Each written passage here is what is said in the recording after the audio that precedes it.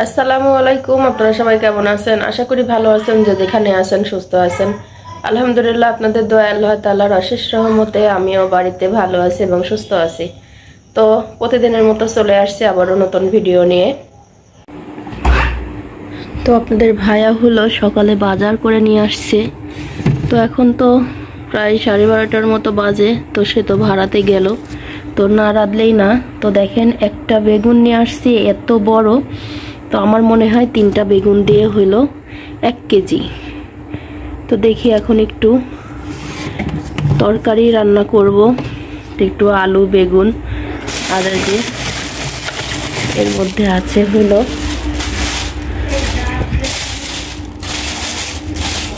পটল নেব 2-1টা। তো 2-3টা পটল দিয়ে একটু সজনে ডাঁটা দিয়ে তরকারি রান্না করলে খারাপ হয় না।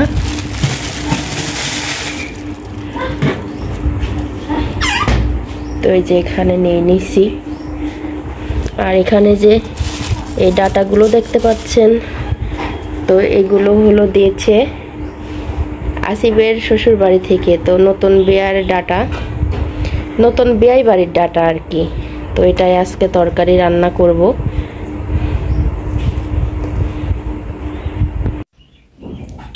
তো যে প্রতিদিন তো হলো রাইস কুকারে ভাত রান্না করি, তো আজকে পাতিলে রান্না করছি, এই জন্য ভাতটা বাড়তে হচ্ছে, কারণ খাওয়ার সময় তো আর পাতিল ধরে নিয়ে বসা যায় না। আপনাদের ভাইয়া গেছেই হলো ভাড়াতে। তো আরামে আরামে আস্তে আস্তে তরকারিটা কাটছি, কেটে আস্তে আস্তে রান্না করছি। তো এখন কারণ আজকে সকালে রান্না করি নাই, কালকে রুটি ছিল সেটা হলো সেকে দিছিলাম। তো সেটাই সব খাওয়া হয়েছে হালকা পাতলা। তো এখন মনে হয় 3টা বেজে গেছে, অনেকটা খিদা পাইছে। আর তানভীর তো আর থাকতে মানে অনেকটা জ্বালাতন করতেছিল যখন রান্না করি। তো রান্না করতে করতে ওইদিকে খেলতে গেছে। তো আমি ভাবছি যে আগে ভাতটা একটু বেড়ে দিই, তারপরে হলো ঠান্ডা হয়ে যাবে। তো এর জন্য তখন আরামে একটু খাইতে পারবে, এই জন্য আগে বাড়ছি। তারপরে লিসা ওই ভাজিটা না, চলো। তো এই যে ভাত বাড়ছি। তো এটা হলো করলা দিয়ে আলু দিয়ে চচ্চড়ি করছি। আর যেখানে খুব কড়া করে আর কি ডালের বড়া ভেজে রাখছি, এটা ভাতের সঙ্গে তো অনেক ভালো লাগে। তো রোজা থেকে আর কি অনেকদিন খাওয়া হয় না, তো ভাবলাম এভাবে ভাত খাইলে খাওয়া যাবে কিছুটা। আর এখানে যে সেই বেয়ার দেওয়া হলো লাজনে ডাঁটা মাছ, আলু বেগুন পটল দিয়ে রান্না করছি, কুমড়ো বড়ি। আর দেখেন ডাকতে গেছিলাম হলো ভাত খাওয়ার জন্য। আর বিস্কুট আবার গুনে খাচ্ছে। তো দেখেন বিস্কুটের ক্যান নিয়ে বসে। তো এখন আর ভাত খাবে না, আমি এখানে ভাত নিয়ে বসে আছি আর ও হলো বিস্কুট নিয়ে চলে আসছে, বিস্কুট খাবে, এখন আর ভাত খাবে না। তো ও বিস্কুট খাক আর আমি আর সায়ামনি ভাতটা খাবো। তো এই যে দেখেন ঝিলিকের খালার ছেলে, এটা অনেক কিউট হয়ে গেছে, বড় হয়ে গেছে। সি বাবু তো কোথায় ওরে বাবা 2 হাত ভরি মেহেন্দি লেছে। আসল কথা কি জানেন, কানতেছে, চেনে না তো। আর আমার বাড়িতে হলো ছোট বাবু নাই, তো এই জন্য কারোর কাছে আসতেছে না। এদিকে তানভীর লিবে, আবির লিবে, আবার ছায়ামণি লিয়ার জন্য খুব চেষ্টা করতেছে, কিন্তু হচ্ছে না। এই যে দেখি আস কই, দেখি উড়ে বাবা 2 হাত ভরি মেহেন্দি লেছে। কি হয়েছে? আস উড়ে বাবা, আসতেছে না। আসবি না রে, কাঁদে। স্যান্ডেল আবার লাইট জ্বলে, ছোট বাবুর এডি মজা। এই যে আমি দেখতে পাচ্ছি না, চ্যানেল খুলো না। কিডা আইছে? ওর আম্মু আইছে আর ওর বাবা আইছে। হাতে মাতে মেহেন্দি দিয়েছে, চোখে মুখেও লাগা ফেলেছে। তো বেশ কয়েকদিন ধরে ছায়ামণি বলতেছিল যে আম্মু বানাবো, পুডিং বানাবো। তো আজ কয়েকদিন ধরে তো অনেক ব্যস্ততার মধ্যে গেছে সময়টা। তো ঈদ ছিল সামনে, আবার ঈদের কাজকর্ম ছিল, 2 দিন ধরে বেড়াইলাম, এর মধ্যে সময় ছিল না। তো আজকে আবার ডিমগুলো নিয়ে আসছে। ডিম কিন্তু আমার হাঁসের ডিম সবসময় ঘরেই থাকে, তারপরও তার হলো সে তো আর হাঁসের ডিম খায় না ছায়ামণি, এই জন্য। তো আমি কিন্তু কোনোদিনও এই পুডিংটা বানাই নাই। আর সায়ামনি শিখছে হলো ওর দিশা কাকির থেকে। অল্প একটু দাও। তো প্রথমে হাঁসের ডিম তো ছিলই, তারপরও মুরগির ডিম নিয়ে আসালো, গুঁড়া দুধ, যা যা লাগে সেগুলো। তো দুধ জ্বালায় রাখছো না আরো গরুর দুধ দেখে? তো এদিকে আমি রান্না করতেছিলাম আর এদিকে এই যে দুধটা কিন্তু অনেক কড়া করে জ্বালাইছে। তো জ্বালাই আর কি ঘন করা লাগে, তো ঘন করে ফেলছে। আর এখন হলো এখানে থাক, এখন হলো যে চিনিটা জ্বালায়ে ক্যারামেল বানাইবে, এজন্য চিনিটা জাল করছে। আর ওইদিকে সব ডিম টিমগুলো কিন্তু রেডি করে ফেলছে। আসলে মেয়েদের কিন্তু সব কাজই শেখাটা উচিত। চুলগুলো একটু ঠিক করো, আঁচড়াও নি গোসল করে উঠি। এই যে খুব চুল আঁচড়ানিতে, মানে চুলটা যে ভালোভাবে আঁচড়াবে সেটাতে খুব আলিশি হয় এর। তো যেভাবে আর কি চিনি দিয়ে ক্যারামেল বানাই নিবে, তা না হলে পুডিংয়ের নিচে যে একটু সুন্দর একটা কালার হয় সেই কালারটা হবে না। তো এই যে দেখেন এখানে হলো ছায়ামণি ডিমের কুসুমও হলুদ, বাটিটা হলুদ হয়ে গেছে, তো ডিমটা ভেঙে ফেলছে। আর এখানে যে 2 প্যাকেট গুঁড়া দুধ আর 4টা ডিম, তো 2টা ভেঙে ফেলছে। আর এখানে আছে হলো 1 কাপ দুধ। না তুমি 4টাই দাও না, ডিম বেশি হলে ভালো হয়, জমাট বাঁধে। ডিমের ভিতরে এটা কি? ও কিছু না, চামচ দিয়ে তুলে ফেলা দাও।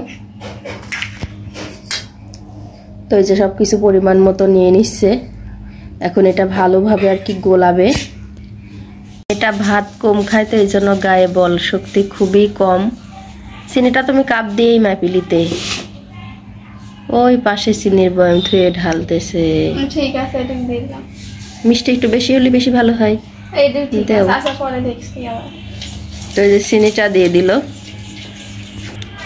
তো এবার হলো চিনিটা দিয়ে একটু নাড়াচাড়া করছে অনেকক্ষণ ধরে, গোলায় নিচে চিনিটা গলে গেছে। এবার হলো দিচ্ছে গুঁড়া দুধ। গুঁড়া দুধ এবার 2 প্যাকেট দিবে, তারপরে হলো জ্বালানো দুধটা দিবে। এটা গুলাও এবার।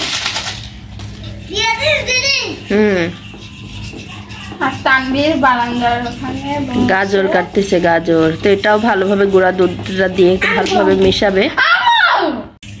তো ওই যে গুঁড়া দুধটা কিন্তু গোলানো হয়ে গেছে। এবার দিয়ে দিবে হলো জ্বালানো দুধটা। সবটুক দিবা না? তো এই যে দেখেন কালারটা মাশাআল্লাহ অনেক সুন্দর চলে আসতেছে দুধ দেওয়ার সঙ্গে সঙ্গে। সবটুকু দিয়ে ভালোভাবে নাড়াচাড়া করিলাম।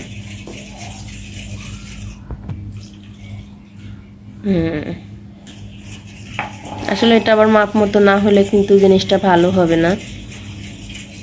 থেকে কিন্তু ছায়ামণি অনেক কষ্ট করছে, কারণ এই পুডিংটা বানানো বললেই কিন্তু বানানো না, অনেক। তো বিকেল থেকে অনেক কষ্ট করে অনেক সময় ধরে আর কি পুডিংটা বানানো হয়েছে। তো একেবারে যে খারাপ, তো এই ফার্স্ট টাইম পুডিং বানাইছে ছায়ামণি একা একা, তো একেবারে যে খারাপ হয়েছে তা না, মাশাআল্লাহ অনেক সুন্দর হয়েছে। আর এত সুন্দর একটা গন্ধ বের হয়েছে, তা বলার মতো না। আর একে তো আমি মানাইতেই পারছি না, দুয়ারে আঙুল দিতে যাচ্ছে, দেখতে যাচ্ছে শক্ত কিনা কেকের মতো। ওরকম করো না বাবা, ডিস্টার্ব করো না। তো আমার মেয়েটা যে এত সুন্দর ভাবে বানানো শিখছে, আমি কিন্তু এতটা বছর হয়ে গেছে আমি এগুলো পারি না বানাইতে। তো কেক বানাইতে পারেও বলে আমাকে, তো আমি জিনিস নষ্ট হবে জন্য আমি বানাইতে দিই না। তো আজকে ও নিজেরই ঈদের যেসব সালামি পাইছিল, বোনাস পাইছিল, সেগুলোর থেকে ও একা একা ওর দাদাকে দিয়ে আনাইছে। আনানোর পরে তো এই যে বানাই ফেলছি, একটু কাছ থেকে দেখাও, খুব সুন্দর হয়ে গেছে কিন্তু। তো এটা দিয়ে কিন্তু কেক বানাইলে অনেক ভালো হবে, তাই না? আমার এই বাটিটাতে কেক বানানো যাবে। তো ঢেলে ফেলবো।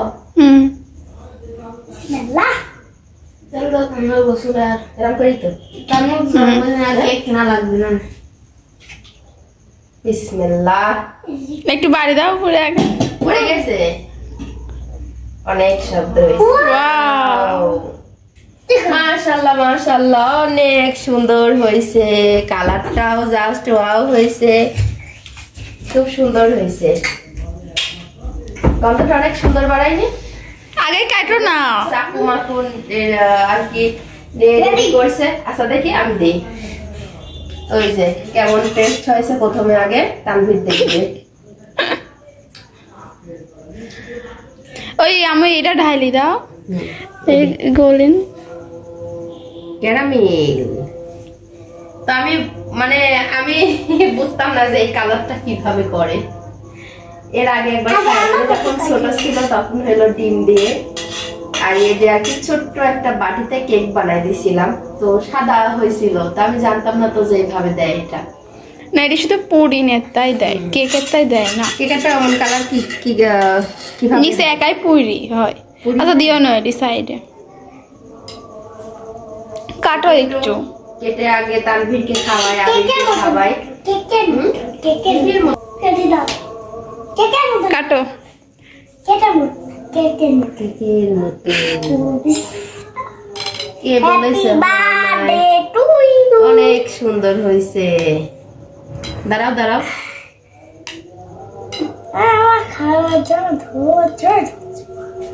ধৈর্যই ধরছে না। তানভীরটা আমার মানুষ হলো না,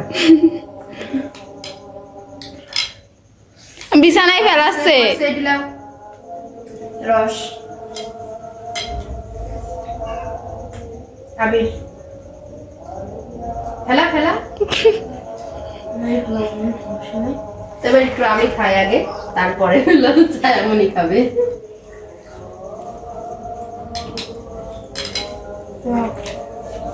ভালো হয়েছে না? আমি অল্প করি। মেয়ের হাতের বানানো ফার্স্ট টাইম পুডিং।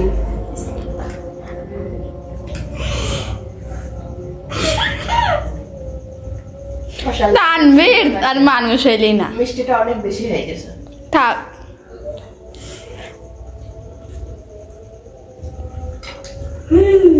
তো আমার মেয়ের পুডিং বানানোটা আপনাদের কেমন লাগছে সেটা আপনারা অবশ্যই জানাবেন। আর আপনারা তো খাওয়াতে পারলে আরো বেশি ভালো হইতো, যে আমার মেয়ের হাতের পুডিং খেয়ে বলতেন যে কেমন হয়েছে। আবির ভালো হয়েছে না?